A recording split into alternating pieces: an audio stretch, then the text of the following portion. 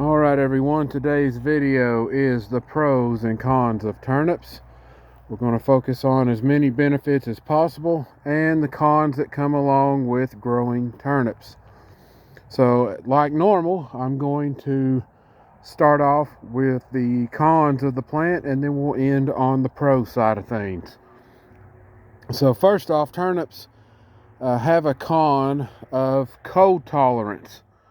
Now, I know a lot of people think of turnips as a cool season crop, and it really is. It grows well in cool seasons, but there comes a turning point to when cold is too cold for this plant.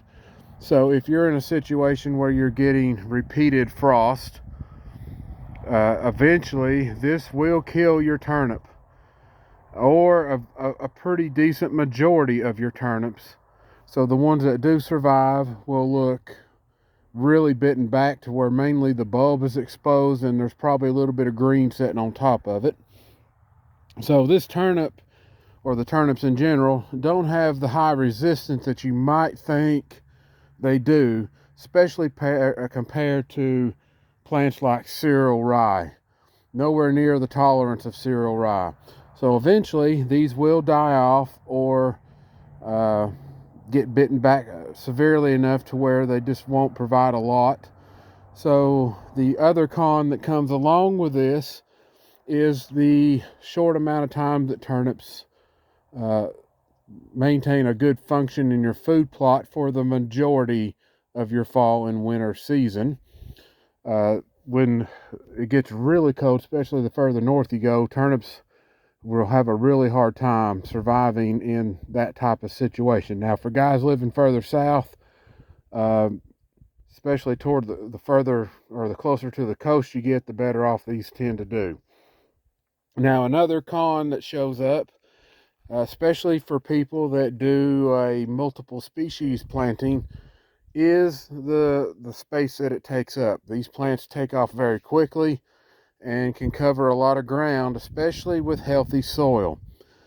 And for those of you that put out mixes, these will leave bald spots when they decay around your food plot from time to time. So if you don't have adequate species growing up underneath to replace it, you will see these patchy areas in your food plot. So just kind of be prepared for that. Some cases it's not really bad, and in other cases it can look pretty rough. This plant also, because of the cold tolerance issue, when it starts decaying, you can smell a rotting presence in your food plot. Now, I haven't seen this deter deer in general. They tend to keep coming back to the plots, so it's just a little bit of a smell that can occur in your food plots. Nothing really bad. Now, another problem is the protein level is not necessarily as good as like soybean, so it's further down the chain. But I'll get into the pros. I'll just leave it at that. I'll get into the pro side of that here in a minute. Another thing is, this may not be realized by a lot of people, especially for new people planting food plots.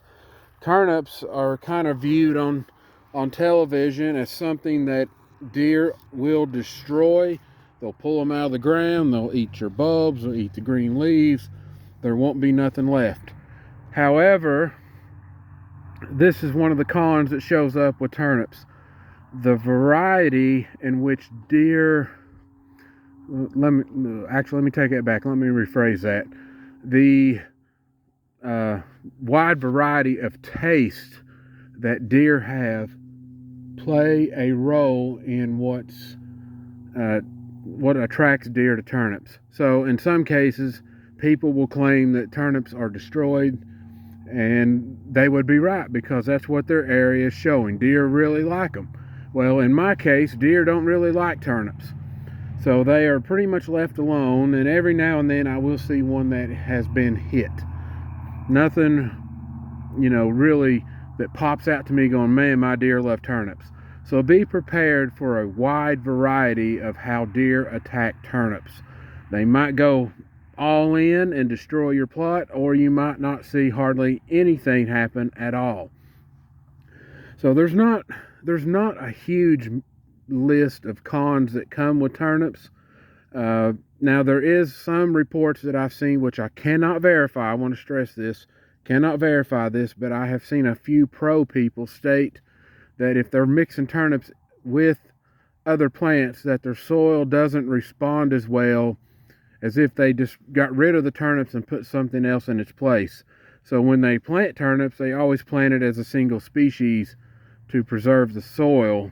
I'm not going to say that's going to happen or not, but just be aware there is some of those statements I've seen out there, and the only way to verify that is through scientific study to see how your soil responds with mix of turnips and other species. And I'll go ahead and tell you, based on what I've seen on my ground, it's only gotten better. I mean, the ground couldn't get too much worse than what it was, but it is definitely better. All right, so let's move to, actually, hold on, I got one more I want to list here before I move on to the pros. If you've noticed how people post pictures or show videos of where they're holding, you know, these giant bulbs, heck, I might as well go ahead and do it now. Let's pull this one up if I can. Actually, no, let's not do that one. Let's try this one. This one's a little bit better to grip. All right, so we have, you know, a really nice solid turnip bulb here. You can see all the lovely bacteria and fungus, absolutely fantastic. But you got to wonder yourself, how is it that people are growing great big turnip bulbs? This one is not the biggest bulb I've ever had. And this is one of the cons that come with turnips from time to time, is people sow them too thick. If you sow these way too thick, you're not going to get really big bulbs. In this case, for this particular plant, to me, less means more. So I keep my mixes in a very low percentage so I can grow bigger turnip bulbs, just in case my deer want to eat these. This single bulb would have far more nutrition in it than a whole bunch of small ones packed together and fighting for space. So usually I knock this down to 1% or less in my mixes in order to create larger turnips. Now, the other side of this is turnips do not respond well under poor soil conditions. So I can show you something that looks, you know, really darn good here. That would probably weigh maybe 2.5 pounds or so, a little bit bigger, maybe three. Or I can go over here and show you the exact same turnip planted at the exact same time. And here we go. You might have a plot full of these. So turnips have a wide presence or expression when it comes to planting these. So just because you see giant bulbs and big leaves, you may not necessarily get that. So be prepared for turnips not to perform as expected. This is partly because of poor soil here. This ground's a little bit spotty. There are shortages in the ground here, and that is showing up through lack of potassium, some boron deficiencies that I've seen in here, and there's probably a little bit of a magnesium problem here. But overall, turnips will provide, you know, a wide variety of sizes for you, and there is green top and purple top that go with that. I could throw daikon radish in there, but I'm going to treat it a little differently. All right, so let's move to the pro side of things. I think I've spent enough time on the cons, and hopefully I've listed them all.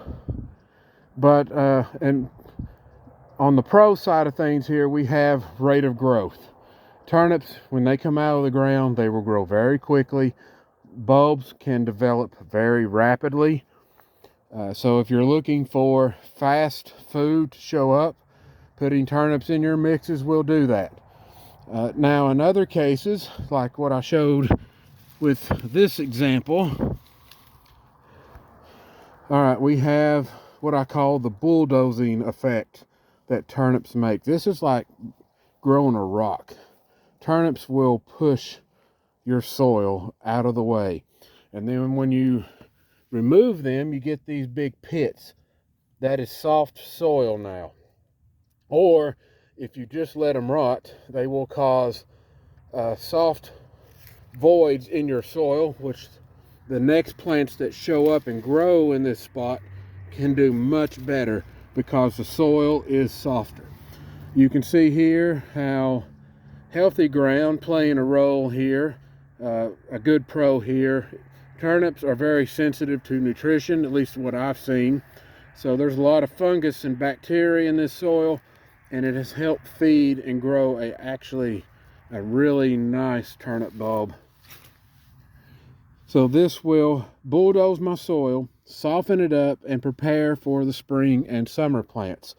Now the other thing that goes as a pro for turnips, there is pretty darn good nutrition in the leaves and in the bulbs. These bulbs, I should have probably just held on to this.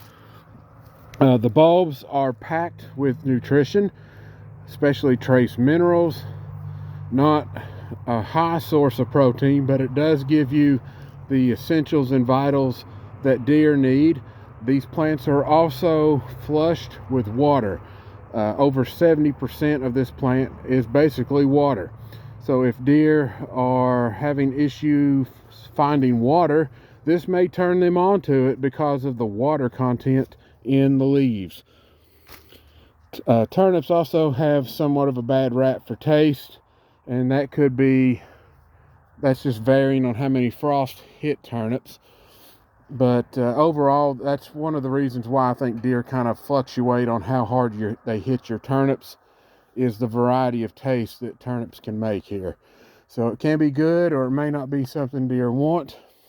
The other pro that comes with turnips is the decay factor.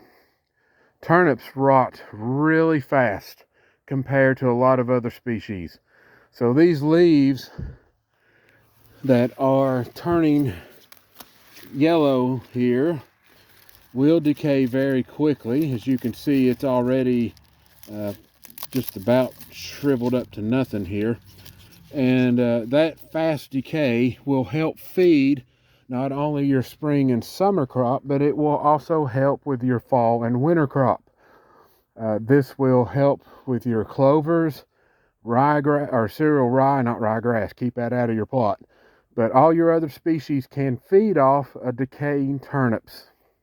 So that will help your soil and help generate a better crop for the next planting season. Another pro that comes with this is in the springtime, when things start warming up, any surviving turnips that do make it will quickly, and I mean rapidly, shoot a big stem out of them. These stems will produce tons of flowers, which draws in honeybees for those of you that are bee people. And I am a firm believer in having honeybees because they help grow bigger deer. So I'm going to use the insects to work for me, which gives me a high pollination rate in these. And if you want to collect seed and save money, just to give you an idea, this one turnip plant right here will produce more seed than what I sowed in all three of my plots combined. That's how much seed that these guys will produce. That stem head, I've seen them as tall as nearly 7 feet here. And it's only gotten taller per average as the soil continues to improve. So if you have poor soil, it's going to be spindly looking. If you have really good soil, it's going to be big, thick, and bushy. So it has a wide range of what it presents to you seed production wise. So if you're wanting seed to save money, these are excellent plants. As long as you keep these things healthy, they will produce well for you. And then on top of that, you've got more rotting biomass that turnips create. So you have the initial rot that happens when there's too much cold, and then it creates a whole new wave of regenerated food that will rot down again for your spring and summer crop. So you get 2 waves of rotting out of this, which I think is fantastic as far as trying to improve soil health. And of course, when these are completely rotted out, you have nutrient rich deposits wherever these grew to start with. And also because of the factor that turnips push your soil apart, that's why I want to save radishes for a different video, but radishes have a deeper root. They can get much deeper than turnips and do the same type of thing, push the soil apart, help other plants to dig deeper. So that is pretty much all I've got on the pro side of things. Matter of fact, I think that pretty much wraps this up in general. But real quick, I'll add one more here. The drought tolerance is actually a little bit better than you think it is. To me, the drought tolerance for these plants is better than the cold tolerance of turnips. This was planted over 15 weeks ago with no rain, and if you notice, turnips seem to be the dominant feature in this ugly spotty ground, which has all kinds of stuff coming up in it now. So there you go, guys. Turnips are a fantastic tool to gauge the health of your soil just by the size they grow. Don't sow them too thick. There's all kinds of things that go with it. So I hope you enjoy this video, and I will start taking requests. If you want to learn about a specific plant, you can add that to the comment section below. Say, hey, I want to know about, let's say, crimson clover or red top clover. Can you do a video on that? I will definitely do one of those for you. So again, if you like the video, hit that like and subscribe button and hammer away in those comments. You can talk about your experiences to help others out. But these plants do have a wide range of results. So be ready for it. You all have a great day.